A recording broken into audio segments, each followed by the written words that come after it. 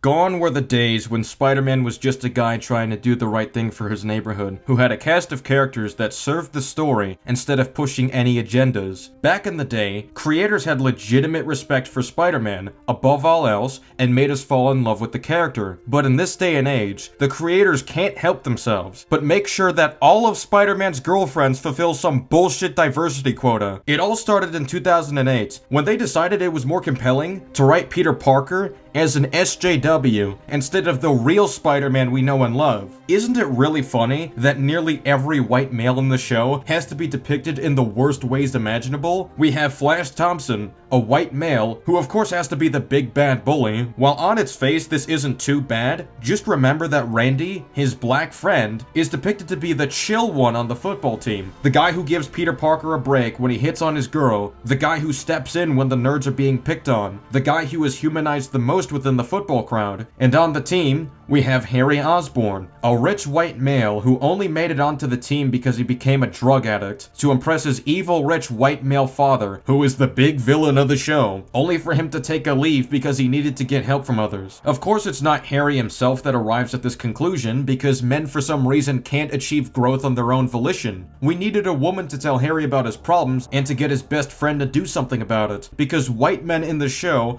aren't capable of possessing any kind of agency. They need women to push them around because men are useless and are always dependent on women. Look no further than Peter's entire friend group. Harry Osborn needs to be a drug addict. Eddie Brock needs to be a crazy guy who takes women to speed at 120 miles per hour just for petty revenge. All because he lost his job and couldn't be bothered to look for a new one. Because men are lazy bums and women are the normal ones. MJ is the cool girl that has nothing problematic about her. Liz is the nice cheerleader who is victimized by the white male football star. Gwen is the know-it-all who never does any wrong and always has the correct wisdom. All the boys in Peter's friend group are lazy and pathetic bums. All of the girls in Peter's friend group are independent, wise, the good-hearted ones. They can't even commit to making Black Cat as villainous as anyone else in Peter's rogues gallery. She has to be the only one that Peter ends up having a positive connection to, because the show doesn't have any fucking respect for men, despite making a Spider-Man show. They always have to uplift the women to shit on men.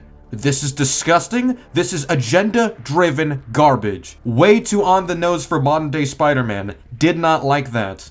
As if the man-hating elements weren't bad enough, we have to do race swap after race swap. Liz Allen, Roderick Kingsley, and Jean DeWolf all have been race swapped for their DEI agenda, as Greg Weisman himself admits to in this clip. We'll change some details here and there. Spider-Man was created in the 60s and 98% of the cast was Caucasian, and that's not New York in 2008, so we've changed the ethnicity of some of the characters very consciously, but we are also conscious of trying to maintain the spirit of each character. If you have to use comic book characters as pawns for your agenda-driven storytelling, you do not care about or respect these characters. You just want to look as morally superior as possible so you can appeal to the leftists and SJWs that will eat this up and gush about it on Blue Sky, since those cowards had to migrate after Elon saved free speech on the site. Do you care about telling an endearing narrative about Spider-Man? Or do you care about pushing your political agendas and feeding into the woke hive mind virus?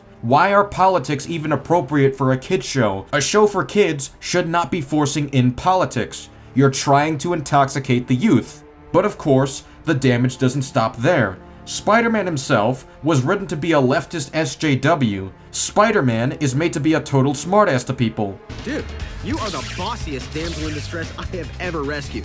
Also the ugliest, heaviest, and the first. Of course, because Norman Osborn is a rich white man, Spider-Man needs to talk down to him like he's a smarmy smartass while trying to save his life. This man has many accomplishments under his belt. Peter himself knows this because he talked to Harry about it earlier. Though he eventually becomes a supervillain, Peter doesn't know that. So Spider-Man is cool with acting like a smartass to this guy for no reason. But let's pretend for a second that Peter was instead saving a black woman and proceeded to act this way. Do you think the SJWs on Blue Sky would be clapping like seals for the show anymore? Imagine the vitriol that would have caused. Oh, but just you wait. In episode 3, he acts all sweet and innocent to the women over at Connors' lab. Maybe by asking for help from a guy in a spider-themed onesie? Spider-Man! I get that reaction a lot. How did you know we needed you? My spider sense was tingling? He drops the smartass attitude and just tries to be helpful because they're not rich white men like Norman Osborn is. But of course, when Spider-Man shows up to help Eddie, the white male,